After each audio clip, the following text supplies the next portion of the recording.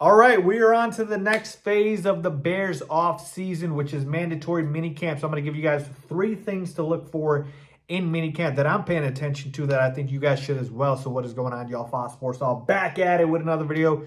Talking some NFL here to talk about the Chicago Bears. So if you're a Bears fan, guys, please do hit that subscribe button. Hang in there with me, man. We are going to get through the off-season, and football will be here before we know it. So I'm going to give you guys all the content that I can push out during the offseason before we get to the game. So with that being said, let's talk about mandatory minicamp here, people. We'll start with my first thing that I'm looking at, which is the left tackle position. Obviously, we know that there has been a competition for the left tackle spot. No Braxton Jones until late training camp probably, and even then he's probably going to be limited. So it's between Ozzie Trapilo and Kieran Amagaji.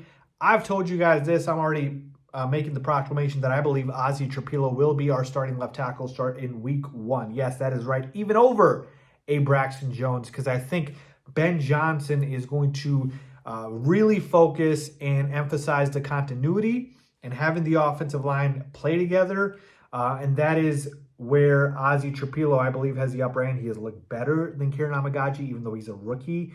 I think he's just flat out better than Kieran, and I think he is going to be the guy in line to start at the left tackle spot. Now, they're certainly going to be, interchanging both guys, giving them shots at that spot. And look, it doesn't hurt to obviously have Kieran be the backup, right? You don't mind that either. Obviously, Braxton's going to come back, and he will probably be the backup according to my belief. But hey, I would love if Ozzie started because I just think the kid is talented and he's going to step in. Now, it is a little scary to have, Caleb Williams' blind spot be a rookie. But when the rookie is 6'8" and 316 pounds, I feel a little bit better about that. So to me, I'm still paying attention to the left tackle spot, seeing, how things shake out. But I ultimately believe it will be Ozzie Trapilo as our starting left tackle. Again, that is my belief. It could certainly be Braxton Jones, but I'm making that prediction right here, right now. All right, let's move on to number 2. The second thing I'm looking at, this one to me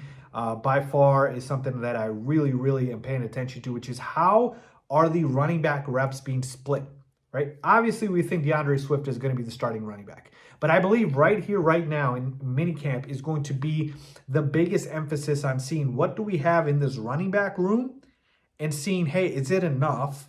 Or do we go out and get a guy, sign him in the middle of the offseason because we just don't feel great about it? Obviously, we've heard about the Nick Chubb rumors. I've talked about it. I would love to bring in Nick Chubb or a J.K. Dobbins, like a veteran running back in here, because I just don't believe we have a strong power running game.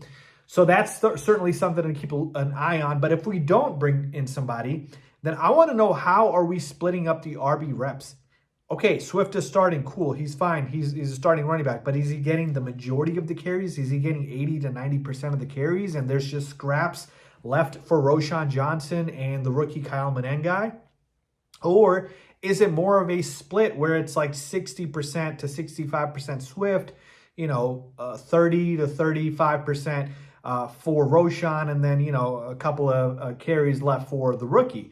So I really want to know what that is going to be like. My preference would honestly be a 60, 30, 10 split, right, between Swift, Roschon, and Kyle Manengai. But if, we don't want to, give any work to the rookie right away and bring him on later into the season, then certainly 60-40, I'm fine with that. I just feel like Roschon Johnson deserves more carries. I think he's a better just inside runner than Swift. Again, he brings a different element to it, and he's a good pass blocking running back as well. I just feel like I want to see more opportunities for Roschon, because I feel like he can do more if given more opportunities. So to me, I'm really looking forward to that. But also I want to see, hey, Ben Johnson has had, Swift before. This is his second go around with Swift. How does he utilize Swift this time around? Is he like, you know what?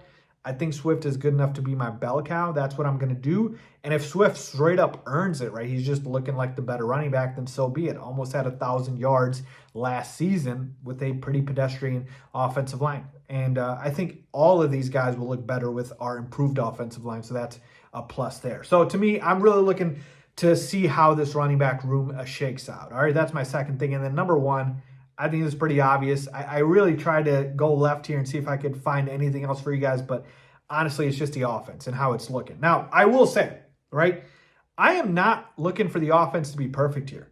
I've mentioned this before. Struggles from the offense do not scare me. We are still in the install phase here with the new head coach bringing his offense here. I don't expect Caleb Williams to be perfect.